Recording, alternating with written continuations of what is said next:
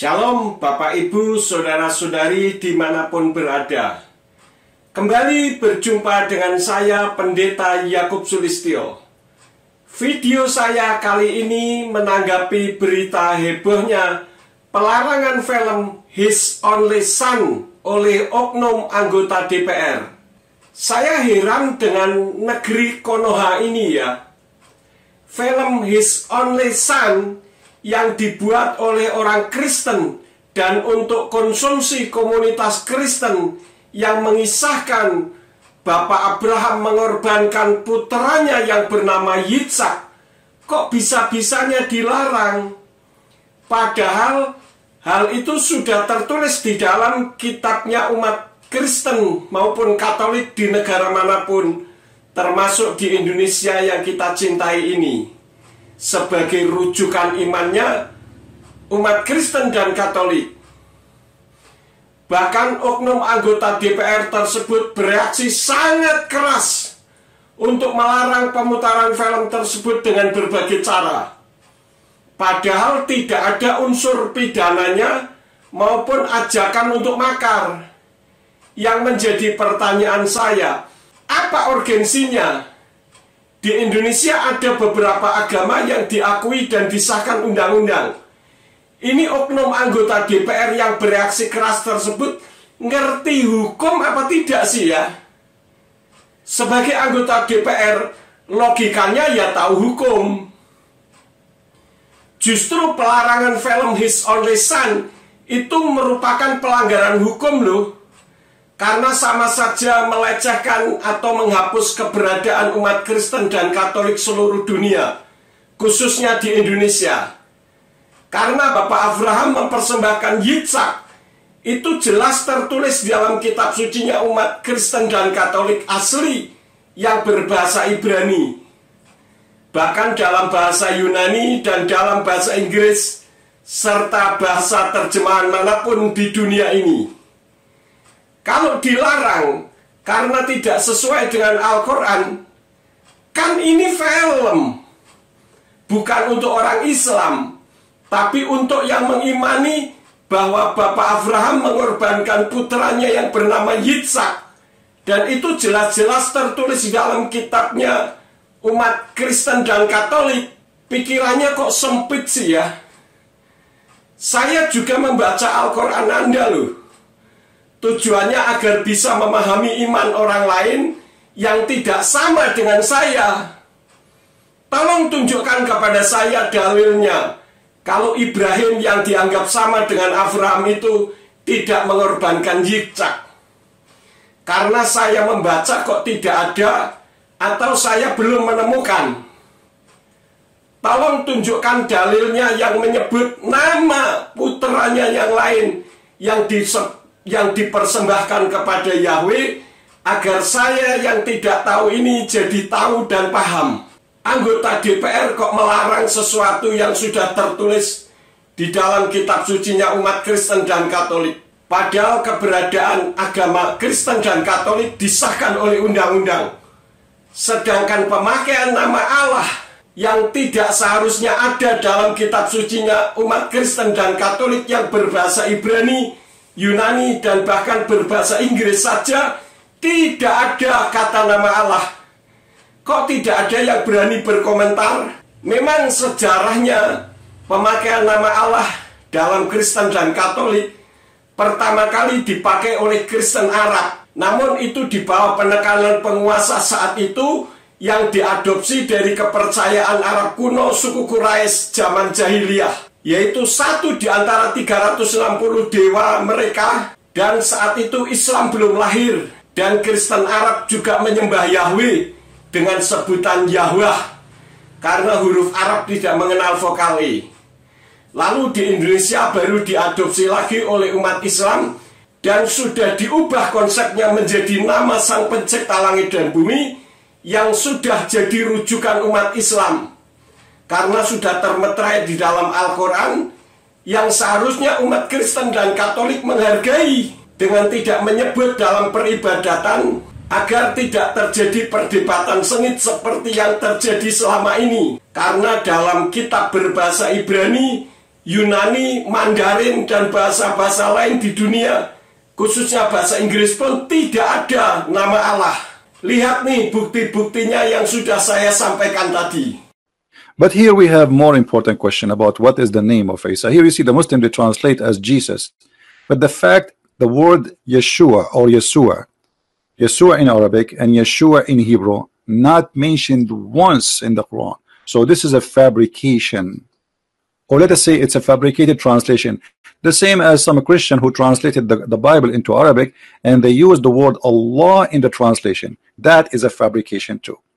So translation can be full of fabrication, the same as some who translated the Bible and used the word Allah, but in fact this is not Christianity, and Allah has nothing to do with Christianity. And after 1400 years of occupation, the Arabic Christians forced to use the word Allah, and now it became part of their, let us say, the daily life talking. If you go to all Islamic countries where Christians are minority, you will see all of them, they use the word Allah. Why? Because simply they are under the control of Muslims. However, when the Muslims, they notice that using the word Allah is not for their benefit, they will forbid you from using it, as what happened in Malaysia. In Malaysia, they made the court order that no Christian should use the word Allah in a church, because that is the name of the God of the Muslims. And I agree with the court actually. They should not use it, and any Christian who used the word Allah, he should refrain from using it, for this is a pagan word and have nothing to do with us. So I agree 100% with the court of Malaysia, which is saying Allah is a name of the God of Islam and have nothing to do with the Christians. Why the Muslims in that country, they were upset from Christian using that word? Because they noticed a lot of Muslims converting out of Islam. So they said to themselves, maybe the missionaries, because they are using the word Allah when they speak to the Muslims, make the Muslims easy transaction from the cult of Islam to Christianity. And as I say, it's wrong to use the word Allah, for this is a pagan name, and it's not the word mean God. It's a name of a God which is a pagan God, exists before Islam. Yeah, that's what is wrong to use. There's many Bible translation, they are using the word Allah. That's absolutely false translation, and we should avoid saying the word Allah, praying to God. But you can say, I mean, there's so many, like especially in the Middle East, the generation, they learn nothing but saying the word Allah. But this is false name, false God. It's a big mistake Christians they do when they use it. But people, they are inheriting false inheriting, and the one to blame actually is the priest. Most of the priests are just doing business, sadly. So Allahu Akbar, Allah is the moon god, Akbar is the sun god. They have sex together, they have 3 daughters. One is called Allat and Manat al-Uzza.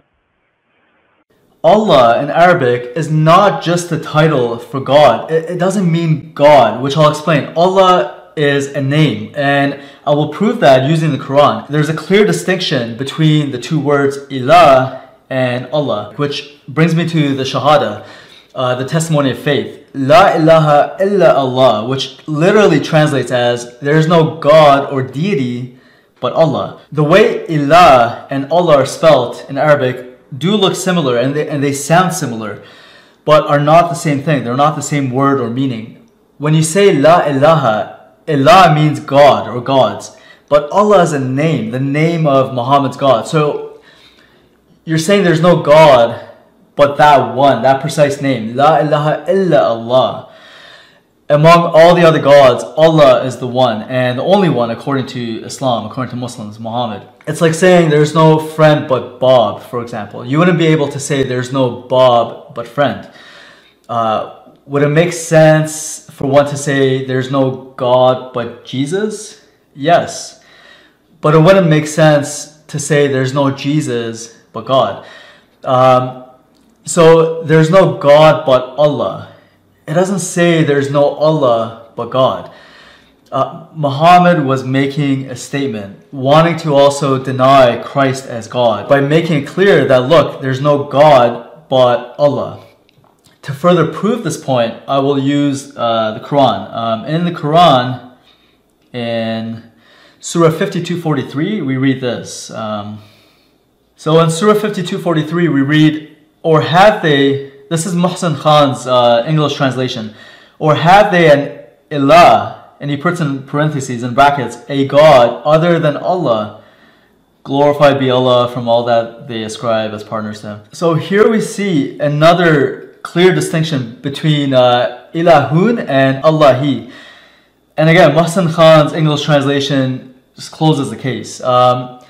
So for anyone who speaks the Arabic language, it's obvious that Allah is simply the name of Muhammad's God. When you go to Deuteronomy 18, a passage that Muslims love to claim is speaking of Muhammad, in Deuteronomy 18 we read, "But the prophet who presumes to speak a word in my name, which I have not commanded him to speak, or who speaks in the name of other gods, that prophet shall die." And Muhammad spoke in the name of another God, Allah, which is not the name of God in the Bible. God in the Bible, his name is Yahweh. God specifically gave Moses his name in Exodus chapter 6. You see, anytime we read Lord in all caps, capital L-O-R-D, we read Yahweh in the original Hebrew. Yahweh, which is, again, the true and only name of God. In Exodus chapter 6, we read this. "And God spoke to Moses and said to him, I am the Lord. I appeared to Abraham, to Isaac, and to Jacob as God Almighty, but by my name, Lord, I was not known to them."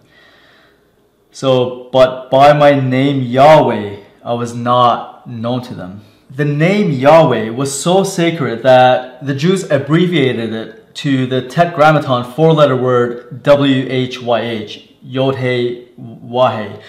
But to completely change the name of God to a different name like Allah, something Muhammad did, is completely blasphemous. But the confusion for some Arabic-speaking Christians happens with Arabic Bibles, which translate God or Lord as Allah, due to Allah, the word, culturally and even religiously becoming the translation word for God in Arabic, which is incorrect. A proper translation for God in Arabic, in the Arabic Bibles, would be Reb or Ilah, or better yet, just use God's name, Yahweh Elohim. So to conclude this point, whether the name Allah came from some pre-Islamic moon god from Mecca, or it's the Arabic equivalent of the Aramaic Ilah, regardless, it is not the personal name for the God of Israel. And more importantly, it does not even mean God, as Muslims and even some Arabic Christians love to argue. Saya juga sajikan artikel mengenai siapa Allah itu sebagai berikut. Pertama, dalam buku Agama-Agama Manusia, ini bukunya Islam. Di buku tersebut katakan di halaman 258 paragraf yang ketiga sebagai berikut. Jin-jin padang pasir itu sama sekali tidak punya arti dalam pencarian ini. Namun satu dewa sungguh mempunyai makna mendalam dalam pencarian ini. Dewa ini bernama Allah dan disembah penduduk Mekah bukan sebagai satu-satunya Tuhan, tetapi bagaimanapun sebagai dewa yang luar biasa, sebagai pencipta, penganugerah tertinggi, dan penentu nasib manusia. Dewa ini dapat menimbulkan perasaan keagamaan yang benar-benar serta pengabdian yang tulus.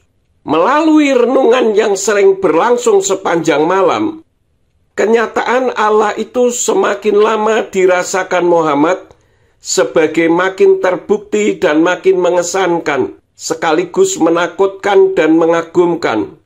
Nyata ibarat kehidupan, nyata ibarat kematian, dan nyata sebagai jagat raya yang diciptakannya sendiri. Allah itu lebih besar daripada yang disangka masyarakatnya selama ini. Demikianlah keyakinan Muhammad. Tuhan ini yang keagungannya melimpah dari gua padang pasir itu untuk mengisi seluruh langit dan bumi, pasti bukan sekedar dewa atau yang terbesar di antara dewa-dewa yang ada. Dia adalah persis seperti apa yang disebutkan oleh namanya secara harfiah. Tuhan, Esa, dan satu-satunya, Esa dan tanpa saingan, dan sebagainya. Dan ini sudah dimasukkan dalam Al-Quran sebagai nama sesembahannya umat Islam sebagai rujukan imannya. Maka seharusnya umat Nasrani menghormatinya dengan tidak menyebut-nyebut dalam kekristenan.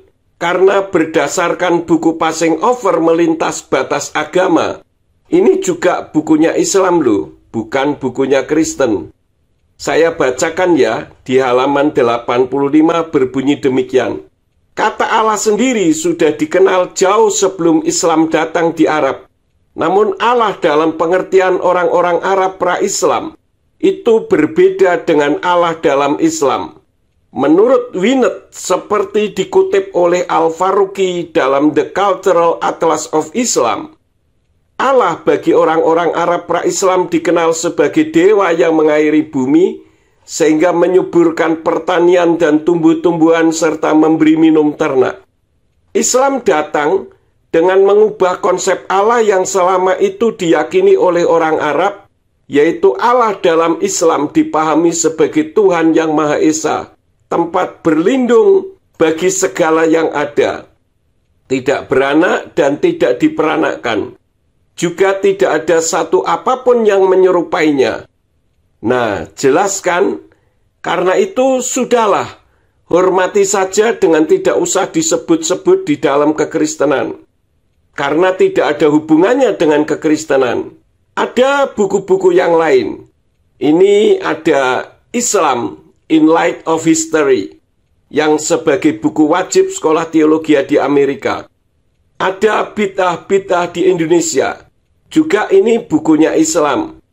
Ada juga buku Unfinished Battle, Islam and the Jews, dan masih banyak yang lain. Saya tidak akan bacakan karena nanti semakin panjang.